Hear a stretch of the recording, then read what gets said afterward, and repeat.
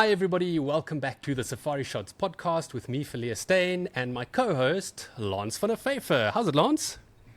Yeah, very well, thanks. Yourself? No, I'm very well, thank you. Very excited because, like we said, this season we're going to be talking to some other safari experts. It was hard to get people to actually commit, hey? Did you were able to line anybody up for us? Yeah, we put out some feelers, and luckily one person agreed to talk to us this weekend. And the good news is, here he is. Hey, welcome, Mark Dumbleton. How are you doing, Mark? Yeah, no, good on you guys. Very well, thanks. well, It's so thanks. funny. Here are the three of us sitting talking over the internet where we all live just down the road from each other in Hoedspruit. Yeah, I completed the trio. Yeah, welcome to the Wildlife Photographers Club here in Hoedspruit. Someone joked the other day we're enough now to make up a football team. Yeah, I won't be the goalkeeper though. But no, thanks for having me. I'm excited to chat with you guys. No, it's a big, big pleasure. Guys, Mark Dumbleton is best known as one of South Africa's best landscape photographers, but he's also a very, very good wildlife photographer. So, Mark, it must be quite exciting for you to have moved down to the Lowveld and to Hoedspruit specifically. What sparked this move to actually move from Johannesburg down to the Lowveld? Well, I mean, I've been going to the bush since I was born. We went to the Kleseri Private Nature Reserve pretty much 2 or 3 times a year. We had friends that owned a property in there. So we became very accustomed to Hoedspruit, driving through Hoedspruit when I was 3 or 4 years old. We got to know the town. And also, living in Johannesburg is very restrictive in terms of, like security and access to wilderness areas. And after doing photography, I mean, I've been doing it for 18 years now. I've decided to go full time. And I mean, what better place to do wildlife photography than Hoedspruit? You got the Greater Kruger basically on your doorstep. So, I mean, it was a no-brainer for me. I did travel to the Drakensberg quite a bit, living in Joburg. That was the closest wilderness area, and I did frequent the Drakensberg quite a lot in the last sort of 5-6 years living in Johannesburg, but I've shifted my attention now more towards wildlife photography because that's my true calling. I love being out in the bush, and it's obviously about the photography, but it's more about just being out in the bush and getting away from the hustle and bustle of modern day life, and just, getting back to basics and camping and just enjoying the wilderness. That's what it's about for me. Yeah, absolutely. Oh, that's very cool. Would you say you're probably more well known for wildlife or landscape photography up until this point? I would say now I'm probably more known for my wildlife photography just because of my YouTube channel. The reach that YouTube has globally is astronomical. So that channel's growing really nicely. And I guess, I think back in the day, I did start mainly out in wildlife photography back in the outdoor photo days. And I mean, I started in 2007. I think outdoor photo started in 2006 or thereabouts. So I think in the beginning I was known for wildlife, and then I shifted a lot towards the landscapes. As I mentioned, the Drakensberg was very close to home. So, that was a big focus. But now I would say, hopefully, I do regard myself more now as a wildlife photographer, just because of the channel and my location, being based in Hoedspruit. It's unbelievable how quickly your channel has grown, because it feels like just yesterday that you and I were chatting where you're busy setting up your channel, figuring out how to get monetized. And I had a look last night, over 18,000 subscribers in a very, very short time. And you've really seemed to embrace that niche of being a wildlife photography teacher and teaching people about settings and editing skills specifically. Is that basically your goal with your YouTube channel, is really to be more a teacher? Yes, definitely. On YouTube, there is quite a big wildlife photography audience, but a lot of the sort of educators or content creators are mainly based overseas. So I'm trying to position myself as the go-to wildlife photography teacher, if you want to call it that, based in the bush. I have access to the Kruger. If I want to go there, like right now, I can literally go there and teach people how to do wildlife photography while I'm actually taking wildlife photographs. So, that's my goal with the channel. The go-to, and also with editing. I'm very passionate about photo editing. So, I do share photo editing content and the in the field teaching, camera settings and composition, and talking about the subjects we're photographing and that sort of thing. So, in the beginning when I started YouTube, I wasn't sure where it was all going to go, but I think as time progresses, you learn that you need to niche down and really focus in on one thing. And wildlife photography in the field and editing is what, that's my thing and I really enjoy it. So it's not like it's something I'm forcing myself to do. I really do enjoy the teaching and doing the in the field videos and that type of thing. Yes, and I hate it. It's literally for me, sitting down and actually making a video about settings or editing is like the worst thing in the world for me to do it. And I don't know why it is, because, we're all three very skilled photographers. If a client's with you on a vehicle and they ask you, what setting should I use for this? It's the easiest thing in the world to tell people, use shutter priority because of this and ISO that. But the moment that I have to make a video about it, I hate it. I absolutely hate it. And that's why my channel has so few of those videos. So it's amazing how different people find different niches. And I think you absolutely nail it. Nailing down that niche is what's going to make your channel successful.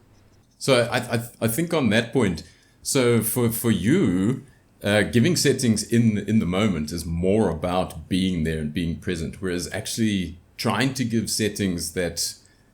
for a future date. Literally making a video telling people these are your settings is very difficult because you don't know where they are, you don't know what they're shooting, you don't know what their lighting conditions are. So I think that also plays a big role on why Fulia hates it so much, because it's you're not there, you're not present. It's not about you now and the moment you're sharing with the guest. Yeah, absolutely. In a recent trip I did to the Kruger, I had a Carmine bee eater, and I was showing the viewers my EVF. You could see the bird, you could see the settings, you could see the focus points. They saw me taking the photo when it took off, and it's like I said, it's in the moment, and it's a lot easier to explain. It's kind of like having a guest on safari. It's very similar to that. Except I can't see my guests and I'm talking to myself. But that's the biggest challenge, isn't it? It's the weirdest thing as a YouTuber to actually, here we are, all three of us, we can see each other, we're talking to each other, it's super easy. But as YouTubers, what we're always trying to do is we're trying to talk to you, the viewer, but now I'm looking at my camera. It's the weirdest thing to actually have the same tone and conversational style, when you're actually talking to the audience versus talking to a client or a friend next to you.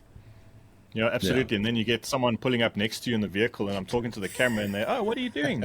I'm talking to myself. I'm now restarting a video. Mark, I think another place where you and I differ a lot, and perhaps Lance as well, we'll probably find that all three of us are very different, is it when it comes to our actual editing styles with our photos, because I've watched a lot of your stuff and you go super, super in depth.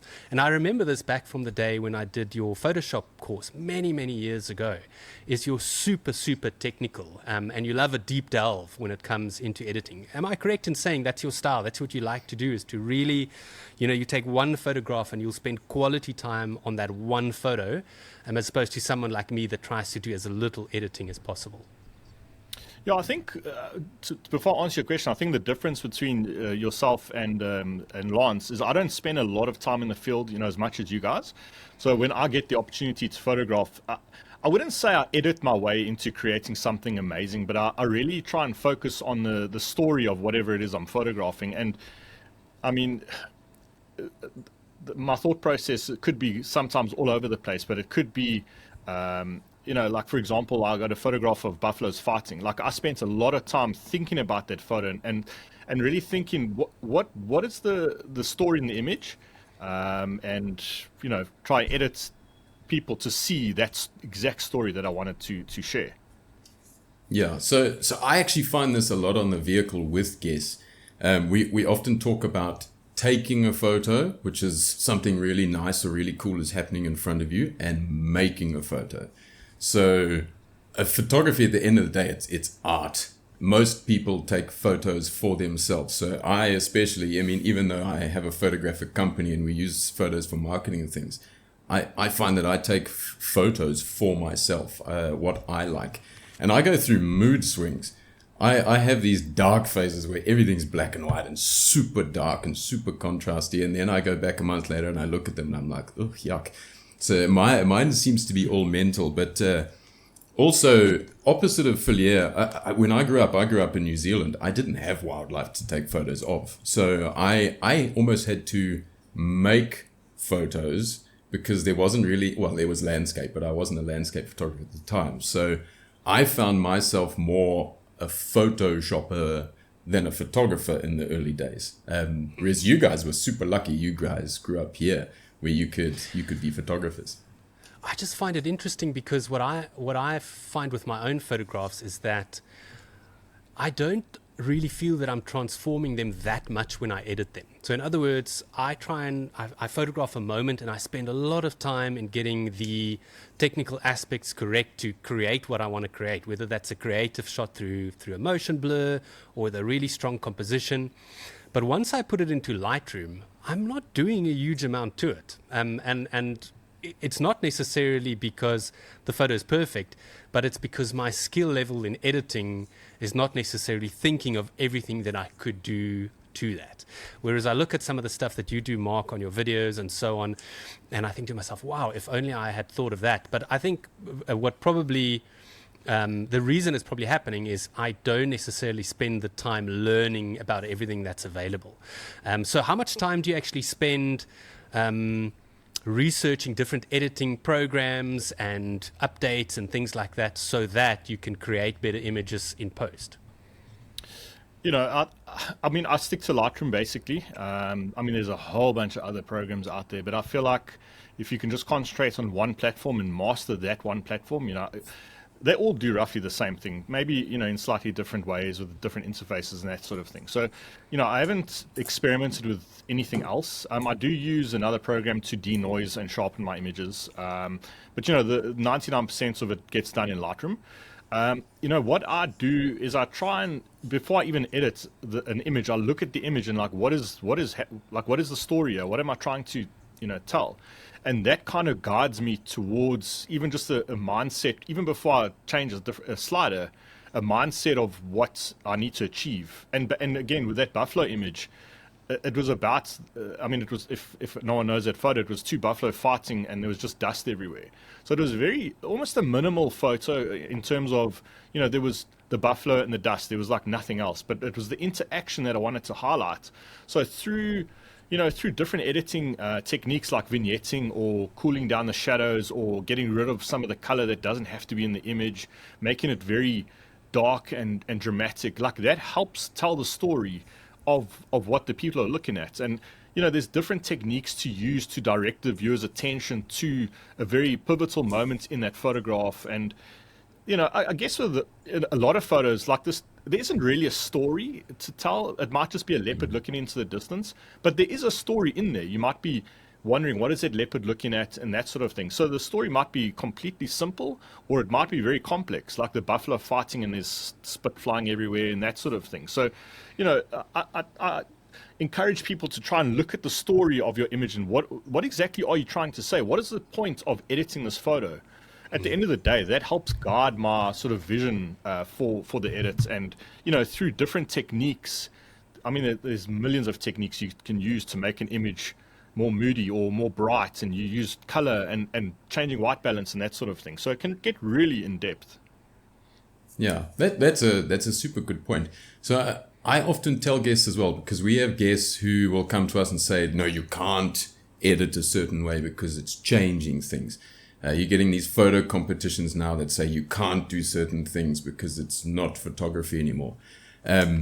I've always been of the opinion that that editing is half of photography. You can click the button at the right time and have all the right settings, but your style comes through your editing. I don't know if you agree on that or... Well, so I totally agree with you, but I find, and Lance, you might be able to attest to this more because you spend as much time in the field as I do, but I find that the biggest challenge that my clients have, so let's call it the average beginner photographer or amateur wildlife photographer, is it's not the settings, and it's not even so much the editing, it's choosing which ones to edit. So in other words, they can't even get to that buffalo shot. They come back from a safari with 10,000 shots. Sometimes it's literally more than that. And they have 70,000. no idea where to start. So... it's a real problem. And when I teach people and when I sit down with people, I actually focus a huge amount of the effort on helping them choose the ones to edit. In other words, to recognize a shot that might be good for a high key edit, or one that might be good for a really moody edit or a panorama edit. And I literally find that the first step is actually first finding which ones you're going to edit before you actually do that important bit that you just spoke about. But I totally agree with you. The editing is very much part of it. You have to. Yeah. And that comes back to also that being in the moment, because we know when we're with clients on the vehicle, if we see a high key shot or a low key shot in our heads, we see it. I think we see light a little bit differently to most people as well. So then we can talk about it, we can shoot for it. And then also the nice thing is we tend to then remember it. So when we're coming back, my first key step with guests is always culling. I'm known as, I think, a serial killer or a psychopath or something, because I'll normally go from whatever down to about 5%. And a lot of people get scared of that, which I do see their point. A lot of people tell me, yes, but you're always on safari, so you can throw away millions of pictures and things like that. But also, yeah, that's true to a certain degree. But if you have 10 really amazing photos, and you've got 1,000 more that are exactly the same, you don't need to start editing every single one of those. Pick the one and then work on the one. That's tend to be my suggestions. Yeah, I fully agree with that. I've been doing photography for 18 years, and my Lightroom library is like, I've got 40,000 images from 18 years. Yeah. So I'll go, to the Masai Mara, for example, or Mashatu or whatever, shoot 10,000 images, and by the time I've culled everything, I might have 50 or 60. Yeah. The problem is when you have those amazing photographs, if they're lost in it's like finding a needle in a haystack. You're trying to find that one little needle, and it's an amazing shot. But if you've got all this clutter in your Lightroom, you're probably not going to find those images. And it just becomes sort of the user experience is just very cumbersome inside Lightroom when you've got too much to look at. Yeah, I think Lance nailed it when he said, when you're in the moment, you remember it, and you'll often remember a very specific shot. It's a leopard jumping into a tree or something amazing that happened. And that's why when you get back to camp that evening, you should sit down and already select some of those shots. Do your download, do your backup, whatever your normal routine is, but go and select those shots that are with you from that drive. And that way, you're never going to lose those magical shots. Absolutely. I encourage it. You have that emotional connection to a specific sighting you may have seen, and you need to, make sure you remember that one image and make sure it gets, marked as the one that you want to keep. Yeah. So I don't know about you guys, your workflows. I know a little bit about Filier's, but I don't know about Mark's workflow. But my workflow is nothing touches Lightroom until I have culled. So I actually use Photo Mechanic because, like you said, Mark, Lightroom is horrific at quickly going through images. The processor is not made for quickly scrolling through. So I use Photo Mechanic. I can genuinely go from about 3,000 images down to 50 in about 5 minutes. And then those are the ones I'm keeping. Those are only the ones that actually see my Lightroom. The rest, I don't even know where they go, but they go to heaven somewhere. I did not know this, Lance. You are now officially on my weird list. Someone that uses something other than Lightroom. That's so weird because I find Lightroom absolutely perfect to do that. Oh no! So I don't know if it's a Windows Mac thing. So I'm on Windows. I don't know if you're on Mac. You can scroll through relatively quickly on Lightroom, but there's always buffering, there's always loading. If you click through 3 times in a row, you think you've moved, you haven't, you're on the old photo. It's horrific. Photo Mechanic, I can genuinely this fast, and for those who can't see me, if you're listening only, it's like click, click, click, click, click. That is how fast you can go through every full-size image and see the preview, and you can see it sharp. So for quickly looking through a series of 20 images where a leopard's walking down the road or whatever, and you're just looking for that perfect paw position or that nice eye contact, I can go through those 20 images in 20 seconds. This is the one I want. You can also color, you can flag, and then you can import those straight into Lightroom from there. So yeah, like I say, my bad images never see Lightroom, which they shouldn't. Yeah, look, I think that's a pretty good workflow if you are shooting a lot. You're going on a lot of safaris. I must admit, Lightroom isn't the quickest. For me, it's fine. I like to just use one program, but I can definitely see the appeal in culling before you import them. Yes. Yeah. Yeah, that's a nice little tip there. So that's one of the biggest things I see with a lot of clients who they do maybe 1 or 2 trips a year, and they don't go crazy, but they'll shoot 50 to 100,000 shots in 4 days, right? which is fine. I have no problems with that. You are definitely going to capture a moment if you're taking 100,000 images. But the problem is then they don't cull. So they go through in Lightroom, and because Lightroom's a bit cumbersome, they come to the first nice one, and they start editing. And then they click one more image and, that one was better. And they start editing again. And then things just get lost in and then by the time the really nice image comes along, they can't be bothered. They've done this series, and they kind of miss out on the best moment. Yeah, there's no doubt. I see that happening all the time. So you first have to narrow it down to those 50 shots Mark spoke about earlier before you even start editing. That's definitely a way that I do it as well. Yeah, I mean, the way that I think about it is the editing the photos is the fun part. Like, do all the horrible housework before you get to enjoy your coffee and sit on the couch and edit your photos. And like you say, you've got 50 images to look at, and it's like opening Christmas presents. You know, you get to, like, okay, now I'm actually going to think about, of these 50, what am I going to edit? You can't think like that if you're going to sit down and think, of these 100,000 images, which one am I going to edit? It's impossible. Yeah. And I think also editing with time. So like you say, it's your relaxing time. It's your nice time. I find that when I'm on Safari and I need to get images out quickly for social media, they're never as nice as when I get home and now I've got a week or so to sit there and do whatever I want. And then I go back and see, this image had potential. Those images always turn out way nicer when you're nice and calm and relaxed. And you're taking your time. So, Mark, just so that the viewers can get to know you a little bit better, we all now know that you love your wildlife photography and your editing. Do you mind if I ask you the big 5 questions? Yes, go for it. Looking forward to this. So this week it is brought to you by Firefinch. You can see Lance and I have our beautiful bird shirts on with distributions and everything. So Firefinch is basically an amazing bird app, the best one in Southern Africa if you ask me.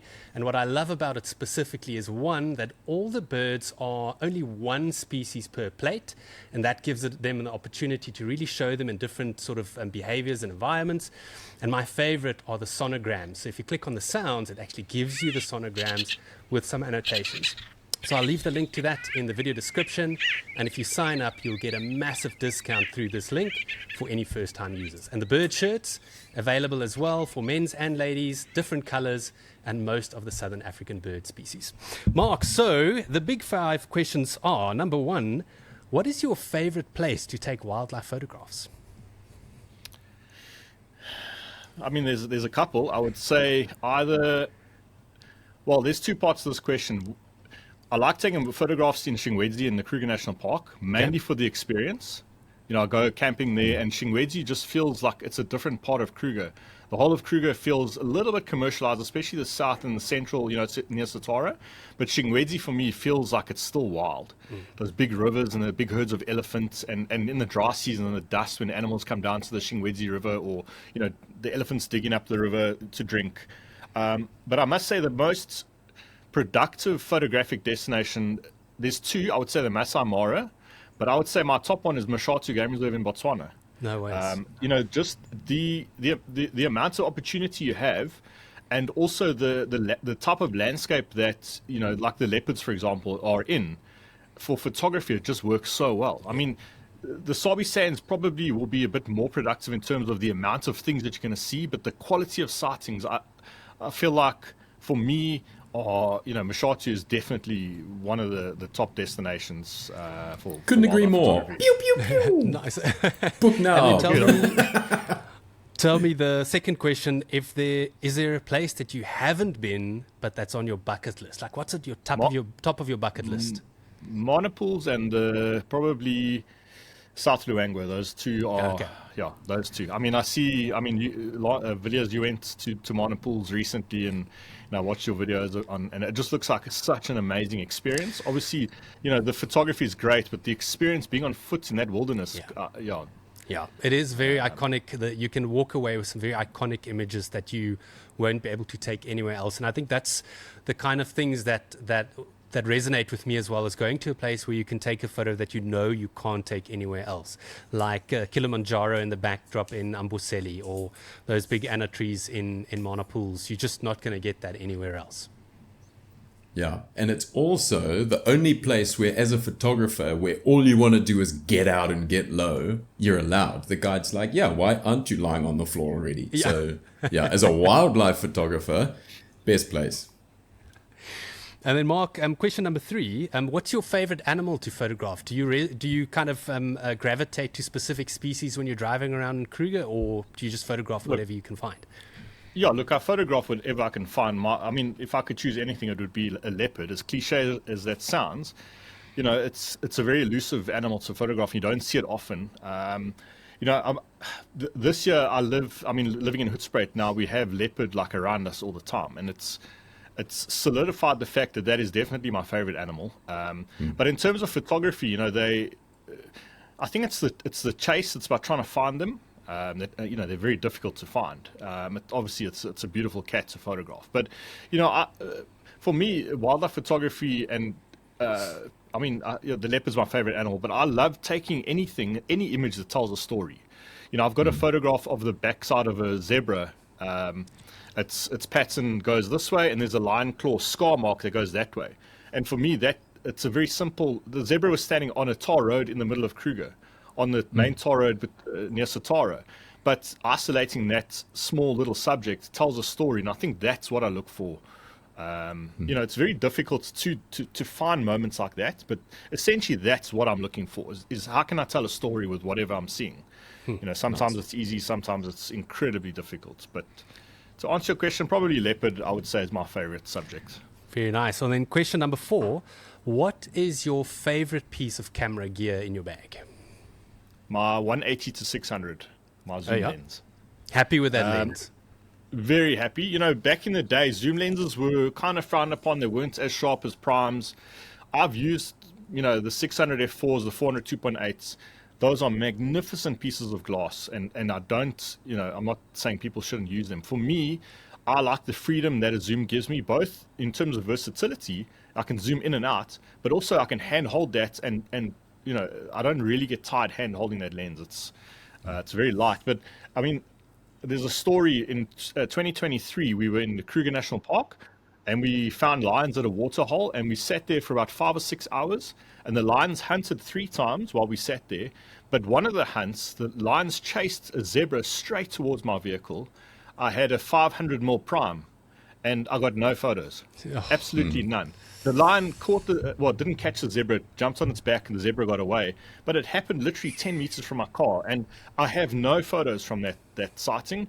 And from that day, my opinion about glass changed completely.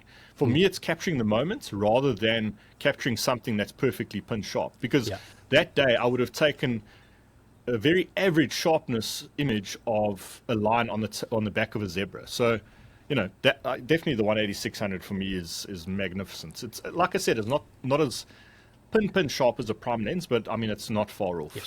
So for those of you that don't know, that's the Nikon lens. It's sort of in the same class as the Canon 100 to 500 RF, or the the Sony. What do they have? The 150 to 600. So it's all sort of that. They're all sort of working in the same space there. Yes, yeah. It's like I said, versatility for me is what it's about. It's especially shooting in the Kruger, for example. You can't get out, you can't drive off road. Stuff happens close, it can happen far. I mean, that day with the lion chasing the zebra, it was, I mean, I haven't seen that very often, but those are the types of moments you need to capitalize on as a wildlife photographer, because that happens like once in a blue moon. So you're not interested in the new Sigma 300 to 600 F4? Yeah, that does look nice. I probably wouldn't like to see what the price tag will be, but in terms of, I mean, F600 F4, that's it's actually only $6,000. Oh really? Oh, okay. I say only, like I've got $6,000, but yeah. You see, I would rather go to Mana Pools than mine. Yeah, exactly. Fair. And 300's not wide enough. Mark, and then last question. What piece of advice can you give aspiring wildlife photographers? This might sound a bit cliche, but it's photograph as much as you can and fail as much as you can, because failing teaches you so many lessons. That's my piece of advice. I actually love that. Yeah. That's honestly such good piece of advice. The more I've failed, I've then gone and researched that crap out of why I've failed those things. So I love that. I agree. Yeah, misery teaches you a good lesson, and you remember those lessons. Yeah, Well, I think absolutely. also in this day and age, a lot of people probably sit behind their iPads and they watch a ton of YouTube videos, including yours and including mine, but they are not getting into the field. So they're teaching themselves, they're educating themselves, but they haven't actually gone out and applied settings for panning or settings for high key. And I suppose that's where this all comes down to. Just get out there and try it. You know, you can educate yourself as much as you possibly want, but if you don't go and apply it in the field, you know, you're going to struggle. Mark, so talking about education, did I hear you right that you're actually creating a course for editing specifically? Tell us a little bit more about that. Yeah, so I mean, a lot of questions I get on my YouTube channel is people, you know, it's one thing teaching them what sliders to move and what white balance does, but it's another thing teaching people how to edit and why. You know, my new course is based around what I call my editing vision system, which is a thought process and I wouldn't say it's a very structured editing system, but it's more the philosophy about why are we editing? Like, what is it you're trying to achieve? And a lot of people when they edit, they don't know where to start. So this whole course, I mean, it goes into, the first module in the course is how to use Lightroom. It goes through all the tools and it explains everything. But the second module is based around why are you editing and how to achieve, first of all, how to achieve images that tell more of a story, but also how to achieve and use, your own style of editing. It's how to create a style for yourself and that type of thing. So it's all based around my, what I want to achieve in the field by trying to tell a story with an image. And it's trying to pull out every bit of, storytelling information in an image, to put out at the end of the day. So it's not just an editing course where I say you can add blue to the shadows or, it goes into cropping, telling how to tell stories with cropping, what to get rid of, how aspect ratios impact your image, how to choose whether it's a vertical or a horizontal. It goes into a lot of detail behind the philosophy of editing and just pulling out every bit of storytelling, quality in the wildlife photograph. Wow. And there's not a great deal of education out there like that. And I'm very passionate about trying to tell a story with an image, and I want to teach people how to do that. It's quite a deep subject to do, and I feel like a course is the perfect platform to do that. Wow, I'm really, really looking forward to seeing what that looks like. And if you guys are interested in these kind of things, I know Mark is just busy finishing off this course, but the moment that course is available, we'll drop it in the video description. Go and check it out and give yourself a chance to take your wildlife photography to the next level by really taking your editing to a new level. And I'm offering a sign-up discount to anyone who signs up, before the course is launched. So I am offering a discount on people who are, keen to learn about this. So I will have a link available for that. Do you know roughly when it'll be ready? Probably the end of April. Awesome. It's nearly finished. I just want to make sure everything is done properly. I don't want to cut corners. If something's not right, I'll redo it. I really want this to be like a no stone unturned type of course that people really can learn the why and the how behind awesome. Creating images that bring a lot of impact to viewers and also make the images that you want to make. Perfect. I can't wait to see it. We'll make sure to add that discount link then in the video description as well if you guys want to go and check it out. Before I forget, I just want to use this opportunity to give a massive shout out to all our patrons, everybody that supports the Panthera Photo Safaris Conservation Fund, and also everybody that supports the Safari Expert YouTube channel on Patreon. You guys are all legends. Mark, it's been so great to have you on. We really appreciate your time to sit down and chat with us about all these wonderful things, and we look forward to actually spending more time with you, hopefully out in the field. Whether that's just going for a nice walk in one of the estates, following fresh leopard tracks, or maybe even going to drive along the Shingwedzi River and looking for those beautiful dusty elephant shots. It's fantastic to have you in town. Or playing paddle. We can do that. But no, I really appreciate the opportunity to join you guys. It's been fun. Definitely, we'll see each other soon, living in the same town. But I just want to say, Hoedspruit it's felt like the town has welcomed me with open arms. It's an absolute amazing place to live, and yeah, it's been an amazing transition, and yeah, I absolutely love living here. It's been 11 years for me now, and I'm still waiting for the catch. So I hope you experience it in the same way. Don't tell too many people. It's getting full. Okay, we'll keep it a secret. Okay, guys, thanks again. Thank you, everybody, for watching, and we'll see you next time.